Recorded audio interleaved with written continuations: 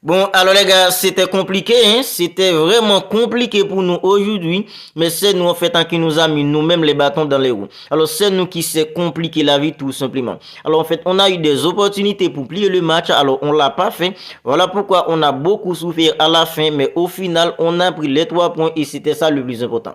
Alors les gars, je vous dis bienvenue dans cette nouvelle vidéo débrief. Hein. Victoire du Barça 2-1 au dépend d'une équipe comme Shakhtar, troisième journée en fait de la Ligue des Champions.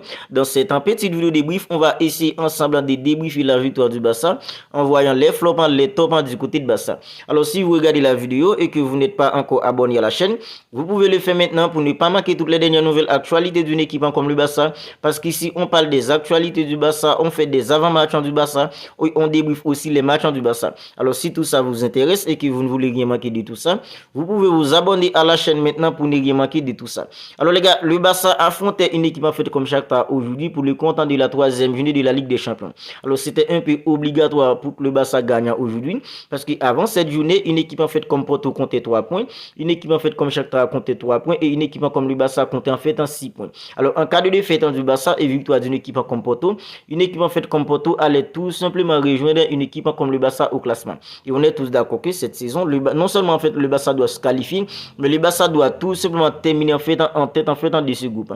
Voilà pourquoi le match d'aujourd'hui était tout simplement capital pour une équipe comme le Barça, non seulement en fait pour se distancer d'une équipe en fait comme Porto, pour se distancer d'une équipe comme Shakhtar, et aussi pour prendre en fait une option sérieuse pour la qualif en huitième de finale et surtout pour la première place.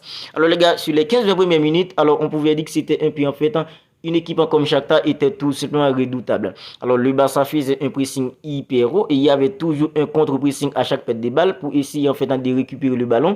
Mais une équipe comme Shakhtar n'était tout simplement pas ridicule techniquement. C'est vrai, le Barça en fait faisait un pressing hyper haut, mais il réussissait toujours à esquiver en fait le pressing d'une équipe comme le Barça. Ils étaient tout simplement propres dans leur sortie de balle, cliniques en fait dans l'élaboration. Alors c'était compliqué pour une équipe comme le Barça sur les 15-20 premières minutes. Mais les gars, après les 20 premières minutes, le Barça a pris tout simplement les choses en main. Le Barça a eu tout simplement la maîtrise en nécessaire sur ce match.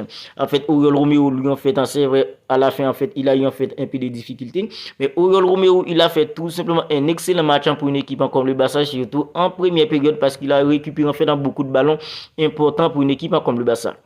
D'ailleurs, la première grosse action d'une équipe comme le Barça dans le match, c'est sur une récupération faite hyper autant d'un joueur comme Oriol Romeu, qui fait qu'un joueur en fait comme Fermin Lopez a pu enchaîner et fait une excellente frappe en fait qui a terminé sur le poteau. C'était ça en fait la première grosse action pour une équipe comme le Barça dans le match. Alors ce même Fermin Lopez, les gars, alors il a cette capacité, c'est vrai, il joue au milieu, mais il a cette capacité, les gars, de se projeter vers l'avant, de faire en fait des appels dans le dos en fait de la défense adverse. Alors en fait, Fermin Lopez, il a fait en fait un excellent appel en fait dans le dos de la défense d'une équipe comme Shakhtar.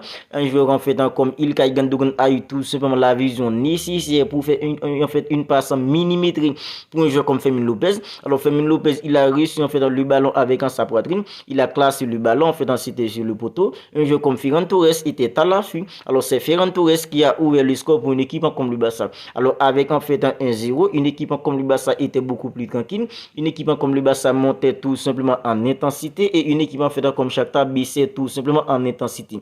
Voilà pourquoi le Barça a eu en fait beaucoup d'occasions en fait pour plier le match et ça on l'a pas fait. C'est pourquoi on a beaucoup souffert, on a eu vraiment chaud à la fin. Alors les gars, le deuxième but c'est grâce avec ce même Fermin Lopez. Alors les gars, voilà ce qu'on demande toujours au milieu d'une équipe comme le Barça avec des joueurs comme Pedri, des joueurs comme Gavi maintenant. On est tous d'accord qu'une équipe comme le Barça, c'est une équipe qui est réputée pour avoir des milieux extraordinaires, des milieux en fait en visionnaires, tout ça, avec des joueurs en fait comme Xavi, des joueurs comme André Iniesta, c'est du Busquets. Alors s'ils sont en fait des cerveaux tout simplement, mais les gars en fait les milieux du Barça en fait ont toujours en fait ce problème de tirer de loin. Alors Fermin Lopez, les gars, non seulement en fait il a cette capacité de se projeter en fait vers l'avant, mais il a aussi en fait un tir en fait hyper solide. Et aujourd'hui en fait dans le deuxième but, c'est grâce à un super tir d'un joueur en fait comme Fermin Lopez, un tir de loin qui fait que le Barça a pu tout simplement trouver le deuxième but aujourd'hui. Alors Fermin Lopez, c'est vraiment un joueur exceptionnel. Non seulement en fait il a cette vision les gars, il a cette capacité de se projeter en fait vers l'avant en fait dans la surface adverse et il peut tout simplement tirer de loin les gars. Alors ça c'est vraiment en fait un truc en fait super pour un joueur en fait comme Fermin Lopez.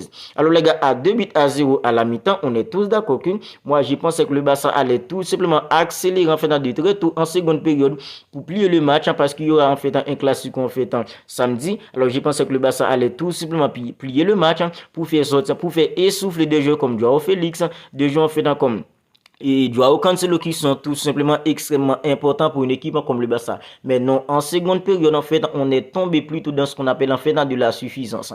Parce qu'en fait, alors ils pensaient qu'en fait c'était beaucoup trop facile. Ils étaient tout simplement incapables en fait d'inscrire un troisième et un quatrième but pour plier le match en fait très facilement. Alors avec la réduction du score d'une équipe en fait comme Shakhtar, alors les gars, quand je vous dis qu'on arrive vraiment chaud, on arrive vraiment chaud à la fin. Alors en fait, après la réduction du score d'une équipe comme Shakhtar, on était tous en fait choqué parce qu'on voulait tout simplement pas en fait encaisser le but en égalisateur. Alors voilà pourquoi en fait Xavi Hernandez a fait sortir en fait un jeu en fait comme Xavi a fait sortir un jeu comme Marcos Alonso qui évolue en fait sur le côté gauche d'une équipe comme le Barça.